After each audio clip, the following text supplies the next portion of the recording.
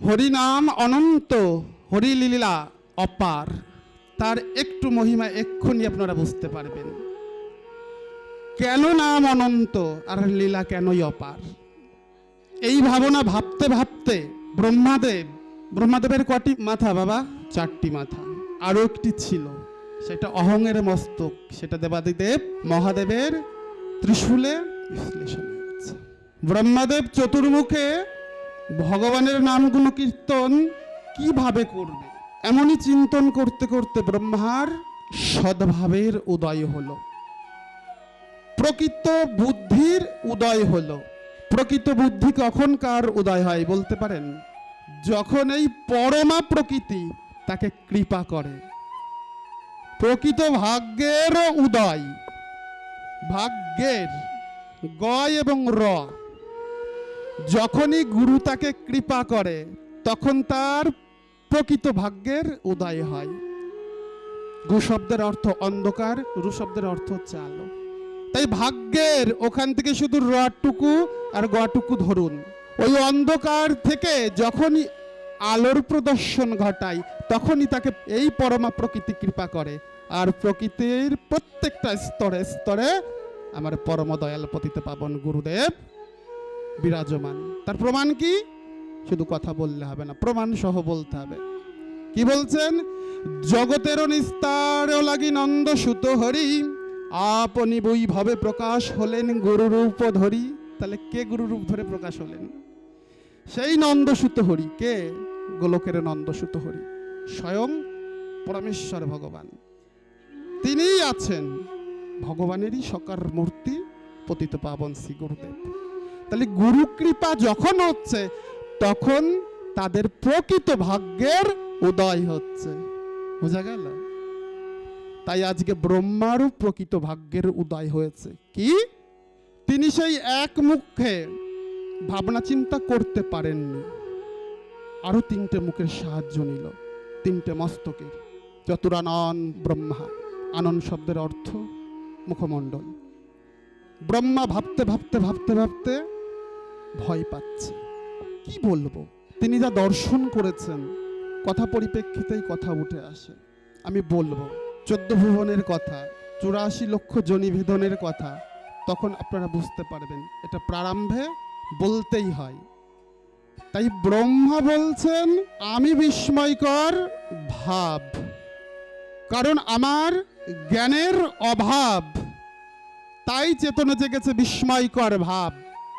ব্রহ্মা নিজে সত্যলোকের যে সত্যলোক, উপর 14 ভুবনের উপরের সপ্তলোক আর নিচের সপ্তলোক, উপরের সপ্তলোকের দ্বিতীয় স্তর, আর তার আগে প্রেম লোক আছে, তারপরে তপলোক, পরপর এক একটা লোক।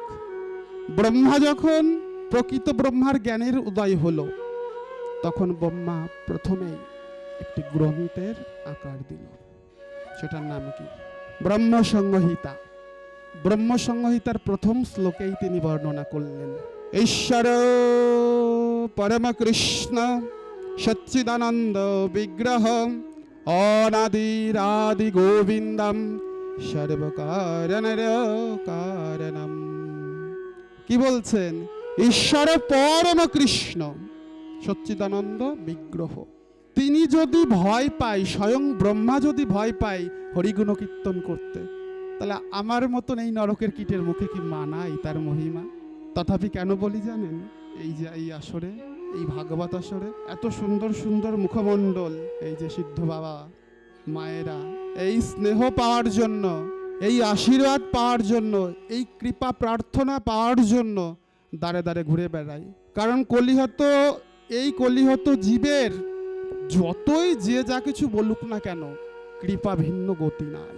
আর কৃপা কোথায় লুকিয়ে থাকে জানেন? কৃপা লুকিয়ে থাকে করার মধ্যে দিয়ে। শাস্ত্রে বলছে তুমি করো হও পাও, করাই পাওয়ার জননী, না করে যে পেতে চাই দুঃখ তব পিছে ভাই। আমি করব না, আমি কি পাওয়ার আশা করলে হবে? ঘরে বসে আছি আর বলছি অন্ন তুমি আসো তোমাকে আমি পাবো, তাই হবে? আমাকে চয়ন করতে হবে দোকান, আমাকে আনতে হবে, রন্ধন করতে হবে, ভগবানকে ভোগ লাগাতে হবে, তারপরেই তো প্রসাদ পাবো। তবেই আমার পাওয়া সার্থক হবে। আর যে মূঢ় ব্যক্তি জায়গায় বসে শুধু বলে যে পাবো পাবো পাবো, কখন আসবে আসবে আসবে, তার কৃপা হয় না। তাই দেখুন এখানে বলছে আপন জুতে না পাকিলে গাছ পাকা ফল মিঠা নয়, কিলিয়ে কাঁঠাল পাকালে পরে সে ফল তত সুমিষ্ট নয়। কত গেল ঝড়ে পড়ে, কত গেল রোদে পুড়ে, যে ফল গাছে রয়ে পাকে তাকে গুরু কি করে? কৃপা করে। বলেন পতিত পাবন শ্রী গুরু মহারাজ কি। তাই যে কাঁঠাল গাছে রয়ে পাকে সে কাঁঠাল তত সুমিষ্ট হয়। এর জন্য আমাদের আশ্রয় করতে হয়। আশ্রয় করিয়া ভজ শ্রী গুরু চরণ, তবে তুমি পাইবে শ্রী বজির নন্দন। আশ্রয় করতে হবে। আশ্রয় না করলে আপনি নিরাশ্রয়ে থাকতে পারবেন না, অর্থাৎ শান্তিতে থাকতে পারবেন না। এবার কি আশ্রয় করবেন? টাকা, গাড়ি, বাড়ি, সুন্দর রমণী? না। তাহলে কি? শ্রী গুরু চরণ পদ্ম। শ্রী গুরু চরণ যদি আপনি আশ্রয় না করেন তাহলে আপনার কৃপা হবে না। আপনি হাজার কথা বলুন না কেন, কৃপা আপনার হবে না। পদে পদে কৃপা লুকিয়ে রয়েছে, আমরা ধরতে জানি না, আমরা নিতে জানি না। তাই এত কষ্ট ভোগ করতে হয় আমাদেরকে। কারণ আমরা যে আশ্রয় করব, একটু আগে এক বাবা এখানে হরি কথা বলে গেছেন সুন্দরভাবে, ভারী তত্ত্ব সঙ্গীতের মাধ্যমে সুরাকার দিয়ে সুন্দরভাবে বলে গেছেন। ওইগুলি ভারী তত্ত্ব। আমি ভারী তত্ত্ব বইতে পারি না, প্রচুর ওয়েট আমি পাশে রাখলাম। আমি আমার মতন করে আপনাদের কৃপাধন্য হয়ে বলার চেষ্টা মাত্র করছি। আর এই যে কথা, এইগুলি হচ্ছে সম্পূর্ণ গঠনমূলক কথা। যদি আমি নিজে গঠিত না হই, মহাপ্রভু কি বললেন চৈতন্য চরিতামৃতে? নিজে আচরিয়া ধর্ম সর্বজীবের শেখাই, তাহে কৃষ্ণ নাহি তেজে অন্য সব বিফলে ছটফটিয়ে মারা যায়। ছটফটিয়ে মরছে বর্তমান সমাজ। কি বাবা, তাই তো? বর্তমান সমাজ ছটফট করে করে মরছে। সামনের পরে দেখতে পাচ্ছি, কিছু বলার নাই, বললে উল্টো রিয়াকশন। এর কারণও প্রবৃত্তি। আর এই আচরণ আমাদেরকে একমাত্র শিখাতে পারে পতিত পাবন শ্রী গুরু মহারাজ। বলছেন ভক্ত এবং ভগবান তার মধ্যবর্তী স্থান দণ্ডায়মান দেওয়ালের স্বরূপ পতিত পাবন শ্রী গুরু মহারাজ। এই কথা শুনে পদকর্তা পাশ থেকে কলম দিচ্ছে। আজি ভক্ত ভগবান অপূর্ব মিলন, প্রেম বর রূপ দিব্য আবির্ভাব, একই আনন্দ পরমানন্দ, গুরু গৌরাঙ্গের নীলাই অভিনব।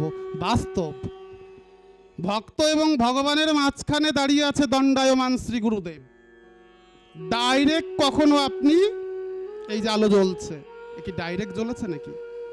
ওখানে একটা দেখেন পয়েন্ট করা আছে, একটা তার দেওয়া হয়েছে, কটে গোজা হয়েছে, তরঙ্গের মাধ্যমে তরঙ্গায়িত হয়ে গিয়ে ফোকাসের সৃষ্টি হচ্ছে, কিরণ পাচ্ছি কি, তাই তো?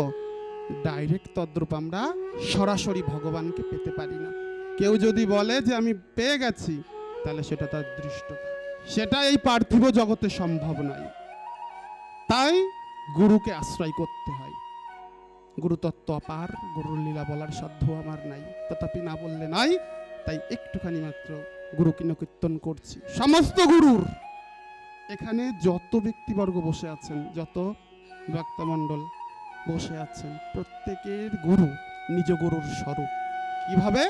আমরা অনেকে বলি না যে কুলগুরু, কথাটা কিন্তু কুলো নয়, কথাটা হচ্ছে কৌল। কৌল শব্দের অর্থ সৎ।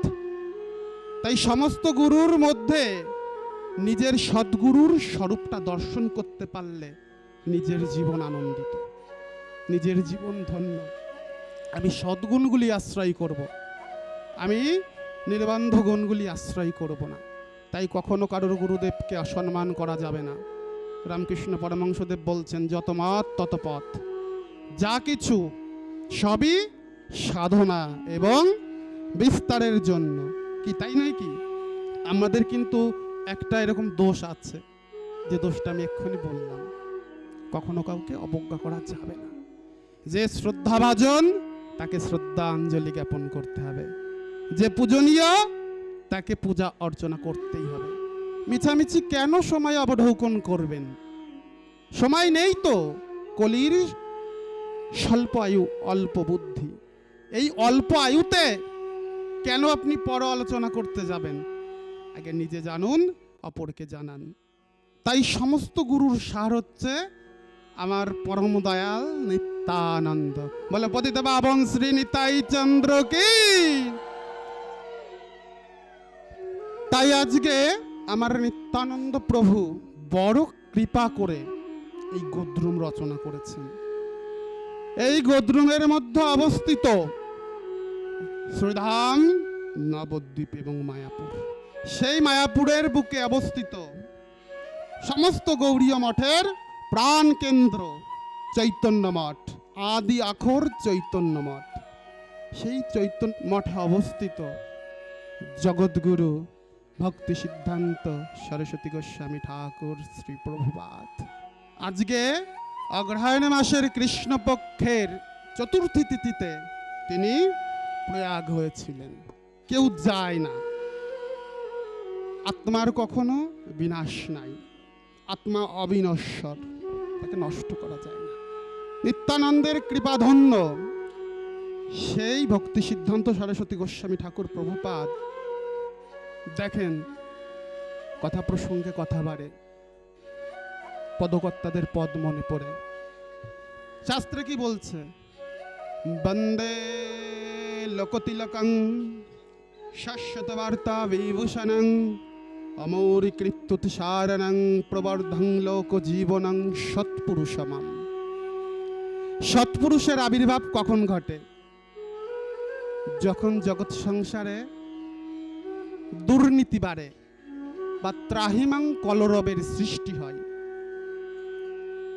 তখন এই লোককে পরিত্রাণ দেওয়ার জন্য সৎ সাধুদের আগমন ঘটে।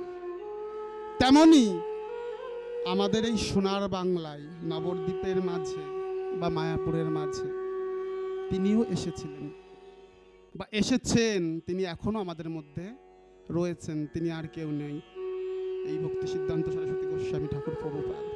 তার আজকে 89তম মহাতিরোভাব।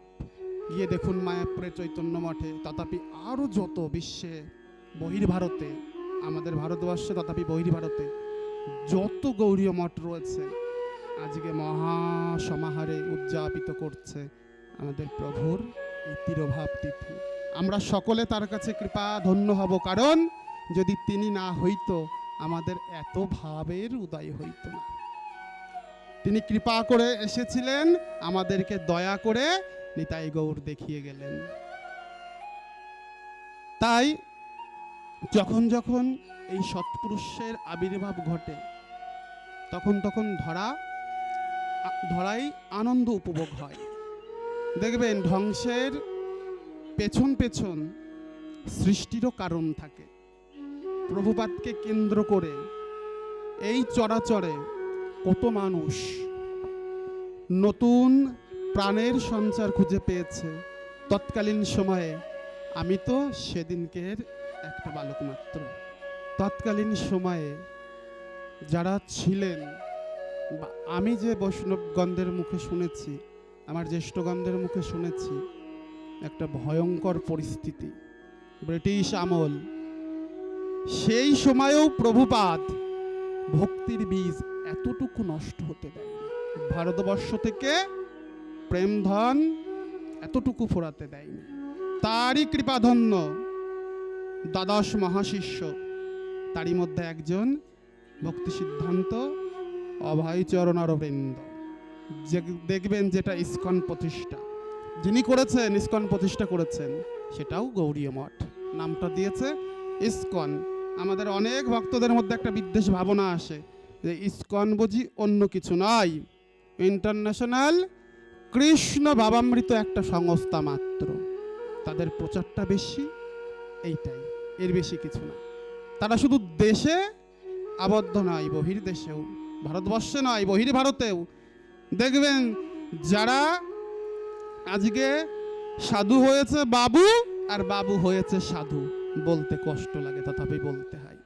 যারা হরে কৃষ্ণ বলতে পারে না, হরে কৃষ্ণা বলে, আমাদেরও প্রেম ধান, যারা করিতেছে আস্বাদন, আর আমরা ত্রিতাপ জ্বালাই হইতেছি হর্ষণ।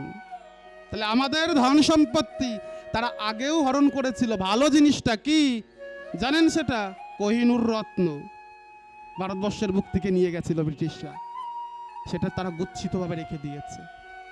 তারা সর্বদা ভালো জিনিসটাই চয়েস করে, এখনো তাদের চয়েসটা ভালো।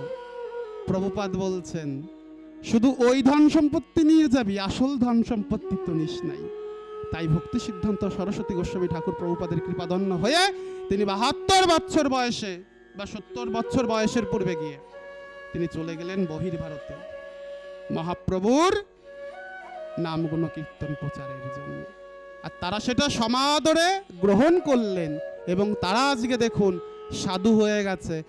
যারা মাছ মাংস ছাড়া চলে না, যারা মদ্যপান ছাড়া চলে না, যারা পরস্ত্রী ছাড়া চলে না, যাদের আচার আচরণের ঠিক নাই, তারা আজকে সাধু হয়ে দাদা সঙ্গে তিলক ধারণ করে আমাদের ঐতিহ্য, সনাতনের ঐতিহ্য গৌরচন্দ্র তাকে আগলে ধরেছে।